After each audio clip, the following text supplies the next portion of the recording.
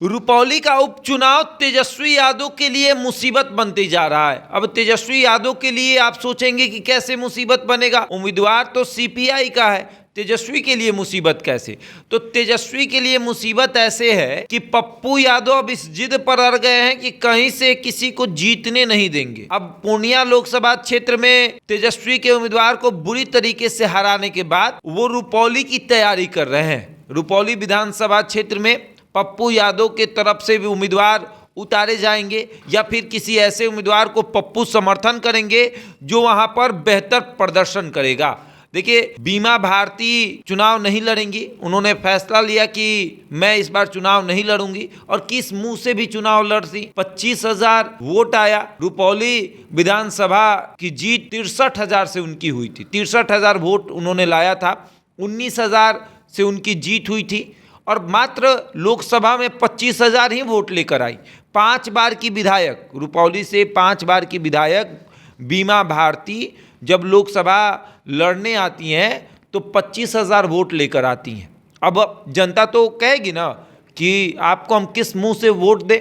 तेजस्वी यादव ने भी कहा कि आपके लिए भैया कांग्रेस से हम लड़ गए, कांग्रेस से सीट छीनकर आपको दिए, अब क्या करें, अब फिर सीपीआई से लड़े आपके लिए और फिर आप वही करिएगा, ये चुनाव भी नहीं जीत पाइएगा। और पप्पू यादव भी इस जिद पर थे कि आप आइए चुनावी मैदान में, हम आपको दिखा देंगे कि हम कितना पानी में हैं। और कार्यकर्ताओं के साथ, पूर्णिया के लोगों के साथ बैठकर पप्पू यादव ये रणनीति बना रहे हैं कि करना क्या है। देखिए, रुपौली सीट खाली हुई, बीमा भारती के पद से इस्तीफा देने के बाद वो जेडीयू से राजद में गई, उसके बाद रुपौली का सीट खाली हो गया, फिर वहाँ पर उपचुनाव हो रहा है तो उम्मीदवार भी उतारे जा रहे हैं, पुराने उम्मीदवार को भी रिपीट किया जा रहा है। जेडीयू के तरफ से एक बार नया उम्मीदवार लाया गया क्योंकि जेडीयू की ही उम्मीदवार थी बीमा भारती, तो जेडीयू के तरफ से उम्मीदवार लाया गया कलाधर मंडल को, जो कि निर्दलीय चुनाव लड़कर 6,000 वोट लेकर आए थे। उसके बाद बीमा भारती, उनको वोट मिला था 64,000 वोट, 19,000 से इनकी जीत हुई थी। एलजेपी के एक उम्मीदवार थे शंकर सिंह, इनको 44,000 वोट मिला था, 45,000 मान लीजिए, 44,944। अब ये भी तैयारी कर रहे हैं कि हम भी निर्दलीय चुनावी मैदान में उतरेंगे और ये जब निर्दलीय चुनावी मैदान में उतरेंगे उसके बाद बीमा भारती के पति अवधेश मंडल भी निर्दलीय मैदान में रहेंगे।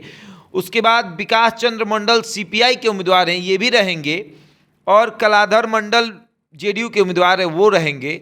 तो पलड़ा भारी किसका रहेगा ये देखने वाली बात होगी। क्या शंकर सिंह को पप्पू समर्थन करेंगे? क्या शंकर सिंह जो हैं वो पप्पू यादव से समर्थन मांग लेंगे कि भैया हमको समर्थन कर लीजिए?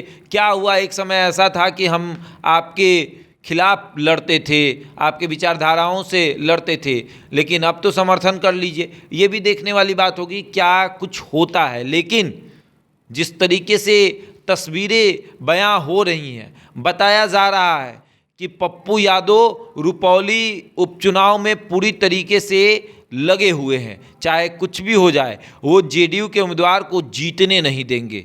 अब क्या होगा, क्या सीपीआई के उम्मीदवार को समर्थन करेंगे या फिर अपना उम्मीदवार उतार कर सबको चुनाव हराएंगे, ये भी देखने वाली बात होगी। बहरहाल इस खबर में इतना ही, बने रहे हमारे साथ और देखते रहें द इंडिया टॉप।